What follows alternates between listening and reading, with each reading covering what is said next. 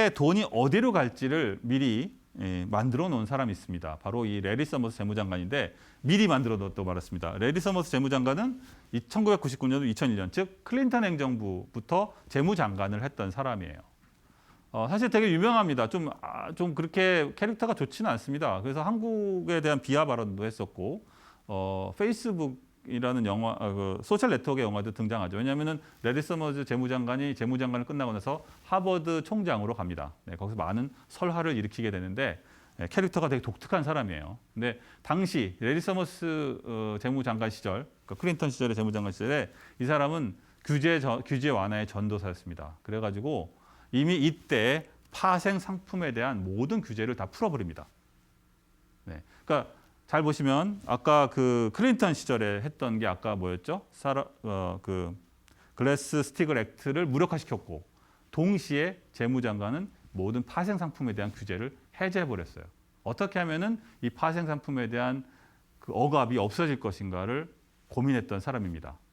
많은 부분들을 풀어 헤쳤고, 자 그렇게 해서 돈들이 어딘가로 갔죠. 자, 이제 갈 곳을 잃은 돈이 어딘가로 갑니다. 어디로 갈까요? 바로 부동산 파생 상품으로 가게 되죠. 네, 부동산 파생 상품. 그것을 제가 간단하게 설명을 드리겠습니다.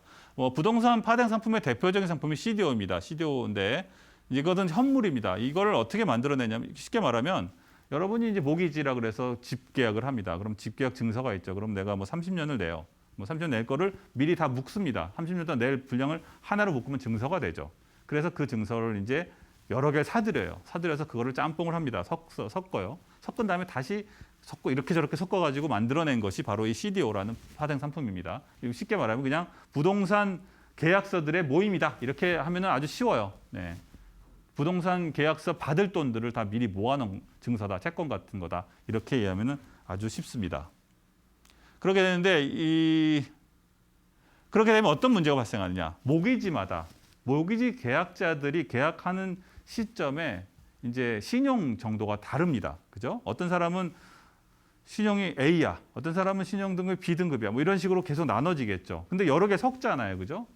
그러다 보니까 이 CDO를 발행할 때마다 그 신용의 리스크들이 다릅니다. 그래서 그 신용의 리스크들이 분명히 존재하고 그래서 그 부분들을 어떻게 처리했느냐면은 바로 이 보험 증서를 발행하는 것으로 처리를 하게 됩니다. 그러니까 CDO를 일단 편합니다. 그래서 막 섞어요. 섞어가지고 하나를 만들어. 그러면 거기에 나오는 리스크 부분이 있어요. 그럼 리스크 부분만큼 보험을 사면 됩니다. 그러면 해결되는 거예요. 그 보험 증서도 또 다시 파생 상품이 돼서 그걸 또 거래하는 이런 황당한 사태가 벌어진 것이죠. 문제는 뭐냐면은 더 많이 이걸 팔고 싶었어요. 파는 대로 돈이 되니까. 근데 모기 증서가 부족한 거야. 와, 더 이걸 만들어야 되는데 이걸 만들 만한 모기지 계약서가 없는 거예요. 그래서 어떻게 해요?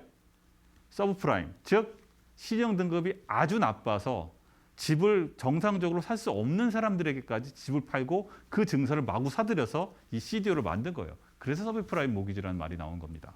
어쨌든 자, 그래서 이 파생 상품 CDO와 CDS의 관계가 매우 중요하게 되는데, 자, 그래서 CDO라는 현물은 경기가 경기가 화랑일 때는 가격이 높습니다. 그런데 경기가 나빠지면은 CDO의 가격도 하락하죠. 왜냐하면은 이것이 CDO가 터진다. 즉 CDO를 처음에 만드는 그 기준이 됐던 모기지 계약자들, 일반 그 집을 산 사람들의 돈을 못 갚을 확률이 높아진단 말이에요. 따라서 CDO의 가격은 불황이 되면 점점 가격이 추락을 하게 됩니다. 반면에 CDS, 이 보험 증서의 가격은 높아집니다. 이게 일종의 시한폭탄 같은 건데 결국 이 CDO가 완전히 망하게 되면 완전히 망해서 제로가 되면은 보험은 생명보험 같은 걸 받게 돼요. 그러니까 불황이 되면은 보험 CDS는 돈을 벌고 그리고 하락일 때는 CDO로 돈을 버는 것이죠. 그래서 금융기관들이 두 개의 다른 디비전을 갖고 있는 거예요. 그래서 돈이 많이 풀리고 화랑일 때는 CDO를 갖고 돈을 벌다가 나중에 불황이 됐을 때는 CDS 갖고 돈을 버는 이러한 양쪽에 다 돈을 버는 상황을 만들어간 것이죠. 이것이 보이지 않는 금융이었어요. 일반인들은 CDS를 건드릴 수가 없었습니다. 일반인은 살 수가 없어요. 자, 그런데 이 상황에서 이제 트리거를 누가 트리거를 했느냐? 바로 정부가 트리거를 했습니다. 정부가 2004년부터 금리를 올리기 시작해요. 왜? 너무 과열되었다고 그렇게 판단한 거죠. 아까 얘기했듯이 이제 9.11이 터지면서 전쟁이 벌어지고 많은 유동성이 벌어지는데 기업으로 돈이 가지를 못하는 것이죠. 그러니까 부동산과 증권의 화랑이 일어나게 되고 너무 과열됐다고 판단했기 때문에 FRB가 이제 금리를 인상하기 시작합니다. 더 이상 안 되겠다. 그게 결정적인 변곡점이 됩니다. 트리거가 되죠. 그래서 경기가 호황에서 불황으로 이전을 하게 돼요. 이것이 근데 점점 추락을 하고 CDS 가격이 점점 올라가죠. 네. 이런 일이 발생하게 된 계기는 바로 금리 인상이었다. 그렇게 해서 터진 것이 바로 서브프라임 모기지 사태입니다. 2007년에 터졌죠. 여러분은 왜 서브프라임 모기지냐? 이제는 여러분이 이해하실 거예요. 그죠? 아까 말한 대로 이거예요. CDO를 만들어내는데 CDO 만들어낼수록 제조업처럼 만들어낼수록 돈이 되는데 이걸 만들어낼 원재료가 없으니까. 그죠? 그래서 정상적인 모기지가 아니라 아주 거의 뭐 진짜 집을 살 수가 없는 만큼 나쁜 크레딧을 가진 사람들 것까지 계약서를 막 마구잡이로 만들어서 거의 모랄 해저드의 극치였던 것이죠. 마구잡이로 만들어서 CDO를 발행했다는 것이죠. 그것이 이 서브프라임 모기지 사태의 근본적인 원인이었던 겁니다. 그렇게 해서 이렇게 추락을 합니다. 네, 추락을 하죠. 그래서 리만 브라더스 파산이 벌어지게 됩니다. 제가 처음에 얘기를 했죠. 처음에 얘기한 것처럼 리만 브라더스는 미국으로 진입한 유대 자본, 월스트리트의 사실 시작, 원조격이었는데 그 리만 브라더스가 역사 속으로 사라지는 사태가 벌어지게 되는 것이죠. 매우 상징적인 사건이었습니다.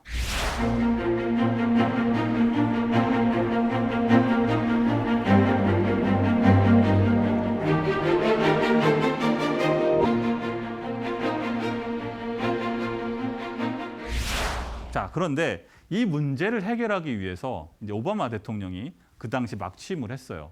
그래서 이제 구제금융 탈프라는 700빌리언, 즉 80, 우리 한국 돈으로 800조 원 정도의 구제금융을 이제 사인을 하게 됩니다. 그런데 문제는 그걸 발행하는 것까지 좋아요. 구제금융을 해야지. 그건 맞아요. 그죠? 금융시장 안정을 위해서 이제 800조 원을 이제 찍어내서 그것을 공급을 해야 되는데 문제는 그 돈이 어디로 가느냐예요. 그 돈의 대부분이 어디로 가는 것을 사람들이 알아냈냐면은 바로 이 CDS를 들고 있는 사람들한테 이 돈이 들어간다는 것이죠. 아까 말했죠. CDO가 망하면, 실무 경제가 망하면 CDS는 완전히 잭팟이 터진다는 거예요. 복권 당첨된 거랑 비슷합니다. 그래서 다들 CDS의 복권 당첨금을 다 갖고 있는데 모든 사람이 다 복권에 당첨된 거예요. 쉽게 말하면. 따라서 줄 돈이 없죠. 그래서 CDS를 발행했던 AIG 같은 초대형 보험사들이 돈이 없는 거예요. 이 돈을 줄 만큼 왜냐면 다 터졌으니까. 복권이 다 당첨됐으니까. 그래서 결국은 정부가 발행하는 이 탈프의 대부분은 이 CDS 복권 당첨자들한테 가게 됐던 것이죠.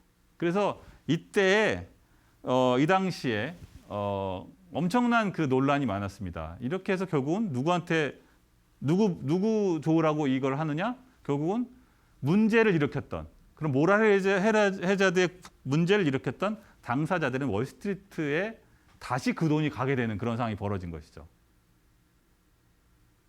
네, 이 황당한 사태가 벌어지게 됩니다. 그리고 당시에 그 주역이었던 그러니까 2007년 금융위기의 주역이었던 그 CEO들, 금융기업 CEO들은 막 어마어마한 보너스를 받습니다. 사람들은 이해하지 못했어요. 왜 저 사람들이 수천만 불에서 1억 불까지 가는 그러한 보너스를 받는가? 왜냐하면은 CDS 당첨금을 받게 해줬거든. 네, 그런 참 지금 생각해봐도 너무나 그 황당하고 열받는 일반인이 보면 열받는 그런 상황이 벌어졌습니다. 결국은 난리가 이제 논란이 많아져가지고 이 800조 원, 그러니까 700빌리언, 700빌리언 달러의 구제금융은 깎여서 대략 한 430빌리언 정도로 이 전체적인 규모가 줄어들긴 합니다. 어쨌든 중요한 것은 이 돈의 대부분이 원래는 그 모랄 해저드를 일으켰던 당사자들한테 돌아가는 상황이었다. 이렇게 여러분이 이해하시면 될 것 같아요. 그만큼 혼란의 시기였다. 이렇게 말을 할 수가 있겠습니다. 자, 오늘 이제 슬슬 마지막 이제 마무리를 져야 되는데, 자, 여기서 이제 제가 그 주식 시장, 오늘 주식 시장과 현물, 현재 우리가 실물 경제와의 관계를 좀 한번 들여다볼 필요가 있습니다. 여러분이 잘 모르는 것이 이제 버핏이 만들어낸 인덱스가 하나가 있습니다. 그게 뭐냐면 마켓캡하고 GDP를 비교한 것이죠. 미국의 총 GDP와 전체 상장 기업의 가치를 비교하는 그러한 지수가 있습니다. 그것을 이제 막 버핏 지수라고 하는데요. 버핏은 이걸 본 거죠. 전체적인 경제가 너무 밸런스를 본 겁니다. 실물 경제와, 그러니까 버핏은 실물 경제와 금융 시장이 밸런스를 맞춰야 된다 이렇게 생각을 했던 사람이에요. 그런 사람이죠, 지금도. 그래서 이 지수를 개발했고, 여기를 보시면 명확하게 드러나는 부분이 있습니다. 여기 보시면 쭉 이제 민 에버리지 평균값을 쭉 가다가 2000년 닷컴 버블에서 어떻게 되죠? 이게 그 금융 쪽 자산이 커지게 돼, 마켓캡이 커지는 거죠. 주가가 너무 부풀려졌다. 그리고 2007년에도 역시 비슷한 현상이 일어났습니다. 이 버핏 지수를 보게 되면은 정확하게 현재 상황이 금융 버블이 있다 없다를 판단할 수 있는 굉장히 좋은 바로메터가 된다 이렇게 말을 할 수가 있겠습니다. 그죠? 네, 그래서 이 월셔 5000은 원래 갖고 있었던 오리지널 버핏 지수를 보완한 거예요. 그래서 뭐 거의 같다고 보시면 되겠습니다. 자, 그래서 2000년과 2007년에 보시면 명확하게 버블이 있었던 것을 확인할 수 있다는 것이죠. 그렇다면 지금은 어떨까요? 네, 지금은 여기입니다. 그렇다면 여기서 한 가지 의문이 있어요. 과연 지금은 그러면은 그때에 비하면 버블이 더 심해졌잖아요. 그러면 이 버블은 꺼질 것인가 말 것인가? 우리는 그거에 대해서는 답을 할 수가 없습니다. 어쩌면 우리는 정말 새로운 형태의 경제 시대로 갈 수도 있고 그거는 우리가 알 수가 없어요. 전혀 알 수가 없죠.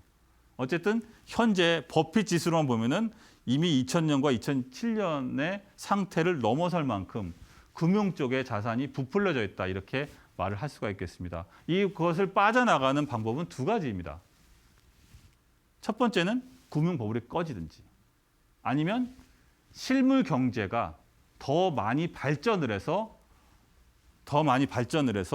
이 부분을 맞추든지 갭을 좁히든지 둘 중에 하나겠죠. 따라서 아직 이 그래프만 가지고 현재가 금융 버블이다라고 그리고 언젠가 꺼질 것이다 그렇게 속단하는 것은 위험한 일이다 이렇게 말을 할 수가 있겠습니다.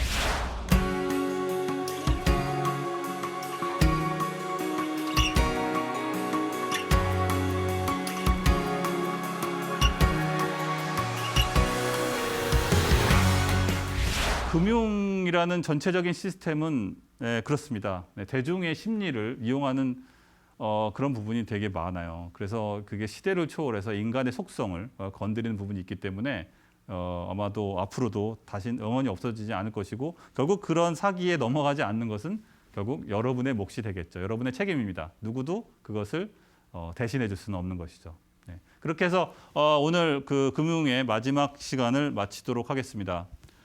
자, 그래서 지금까지 이제 오늘 강연을 마지막으로 총 8개의 금융에 대한 강연을 모두 마무리했습니다. 인더스트리 시즌2 어떻게 여러분이 들으셨는지 잘 모르겠습니다만은 뭐 기회가 주어진다면 또 새로운 시즌에서는 또 다른 이야기로 여러분들을 찾아뵐 수 있기를 바랍니다. 여러분 오랜 시간 동안